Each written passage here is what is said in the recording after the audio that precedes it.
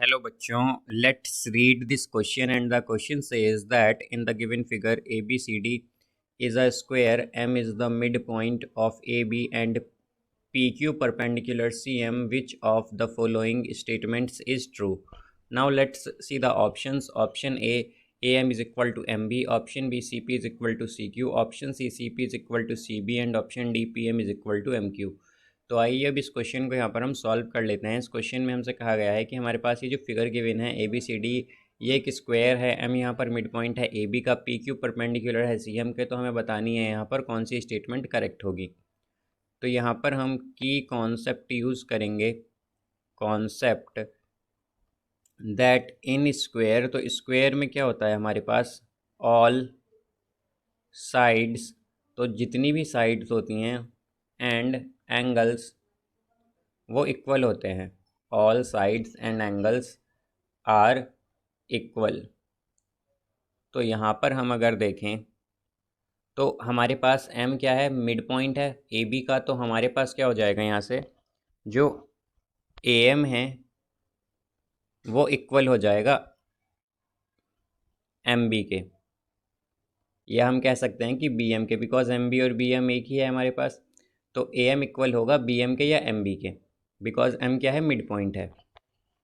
अब यहाँ पर अगर हम ट्रायंगल कंसीडर करें, triangle PAM and triangle QBM, तो अगर ये दो ट्रायंगल हम कंसीडर करते हैं तो इसमें हमारे पास एंगल QBM जो है वो इस इक्वल होगा एंगल PAM के, बिकॉज अगर हम देखें तो ये दोनों एंगल 90 डिग्री के हैं। यहाँ पर ये दोनों 90 डिग्री के होंगे क्योंकि हमारे पास ABCD क्या है, एक स्क्वायर, और हम जानते हैं स्क्वायर में सभी साइड और एंगल इक्वल होते हैं। तो अगर ये सभी एंगल्स इक्वल हैं तो हम क्या कह सकते हैं कि एंगल ए इक्वल होगा एंगल बी के, एंगल बी इक्वल होगा एंगल सी के, एंगल सी इक्वल होगा एंगल डी के, या फिर हम कह सकते हैं कि 90 डिग्री के होंगे सभी एंगल्स। अब यहाँ से हमारे पास जो एंगल QMB है ये इक्वल होगा एंगल PMA के, बिकॉज अगर हम देखें इस डायग्राम में तो ये कैसे एंगल हैं, वर्टिकली अपोजिट एंगल्स हैं। और वर्टिकली अपोजिट एंगल्स क्या होते हैं, इक्वल होते हैं। ये वर्टिकली अपोजिट एंगल्स हैं, इसलिए ये इक्वल होंगे यहाँ पर। अब यहाँ से हमारे पास हम देख सकते हैं कि हमारे पास दो पेयर ऑफ एंगल्स, और यहाँ पर अगर हम देखें तो हमारे पास AM किसके इक्वल आई थी, BM के इक्वल। जैसा कि हमने देखा था कि M क्या है, मिड पॉइंट है AB का, तो AM किसके इक्वल है, BM के। तो हम क्या कहेंगे कि हमारे पास दो पेयर ऑफ एंगल और एक साइड इक्वल है, एक पेयर ऑफ साइड क्या है, इक्वल है। तो हमारे पास ट्रायंगल PAM कॉन्ग्रुएंट हो जाएगा ट्रायंगल QBM के। ये दोनों कॉन्ग्रुएंट होंगे बाय ASA, यानी कि एंगल साइड एंगल कॉन्ग्रुएंसी, या ASA क्राइटेरिया से, क्राइटेरिया। तो यहाँ पर अब अगर हम देखें तो अगर ये दोनों ट्रायंगल कॉन्ग्रुएंट हैं तो हम क्या कहेंगे कि PM जो है वो इक्वल हो जाएगा MQ के बाय CPCT, CPCT से ये इक्वल होंगी दोनों साइड। अब इसी तरह अगर हम यहाँ पर ट्रायंगल कंसिडर कर लें CPM एंड ट्रायंगल CQM, तो इन दो ट्रायंगल्स में हमारे पास क्या होगा, जो एंगल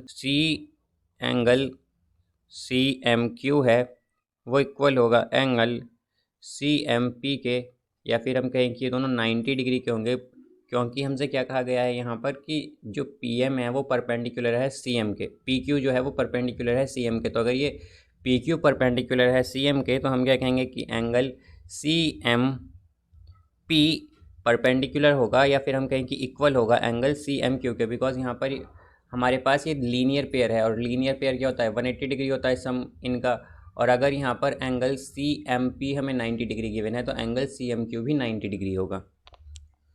तो हम क्या कह सकते हैं, 90 डिग्री ईच हैं, या फिर हम ये भी कह सकते हैं ये 90 डिग्री इसलिए हैं बिकॉज हमारे पास गिवन है कि PQ परपेंडिकुलर है CM के। अब यहाँ से हमने क्या देखा था कि CPCT से हमारे पास क्या आया था कि पी एम इक्वल आया था एम क्यू के, तो हम क्या कह सकते हैं कि एम क्यू और क्यू एम हमारे पास सेम है, तो हम यहाँ पर लिख देंगे कि P M is equal to Q M. Q M ये दोनों इक्वल हैं, ये सी पी सी टी से आया था हमारे पास। और जो सी एम है वो कॉमन है बोथ ट्राइंगल्स में, तो हम कहेंगे C M is equal to C M. ये क्या है, कॉमन है, कॉमन है ये हमारे पास। तो हमारे पास ट्रायंगल सी पी एम क्या हो गया, कॉन्ग्रुएंट हो गया है यहाँ पर ट्रायंगल सी क्यू एम के by S A S criteria, या फिर हम कहेंगे साइड एंगल साइड कॉन्ग्रुएंसी या क्राइटेरिया से हमारे पास क्या है, दोनों ट्रायंगल कॉन्ग्रुएंट हैं। तो अगर ये कॉन्ग्रुएंट हैं तो हम क्या कह सकते हैं कि सी पी इक्वल होगा सी क्यू के by C P C T, C P C T से। तो यहाँ से हमारे पास ये आ गया। तो अब अगर हम देखें तो हमारे पास कौन कौन से ऑप्शन करेक्ट होंगे, कि हमसे पूछा गया था कि हमें बताना है कौन कौन से ऑप्शन यहाँ पर करेक्ट हैं। तो एक तो अगर हम देखें कि ए एम किसके इक्वल है, बी एम के या एम बी के, तो हमारे पास ऑप्शन ए जो है ये करेक्ट है कि ए एम इक्वल होगा एम बी के। अब इसी तरह अगर हम देखें तो हमारे पास क्या है, पी एम इक्वल है एम क्यू के, तो हमारे पास ऑप्शन डी भी करेक्ट हो गया कि पी एम इक्वल है एम क्यू के। फिर इसी तरह अगर हम देखें यहाँ पर तो हमारे पास क्या आया है, C P is equal to C Q, तो हम क्या कहेंगे कि हमारे पास ऑप्शन बी भी करेक्ट है, C P is equal to C Q. तो हम कह सकते हैं यहाँ पर कि ऑप्शन ए बी और डी यहाँ पर करेक्ट हैं। So I hope you understood it well. Best of luck. Thank you.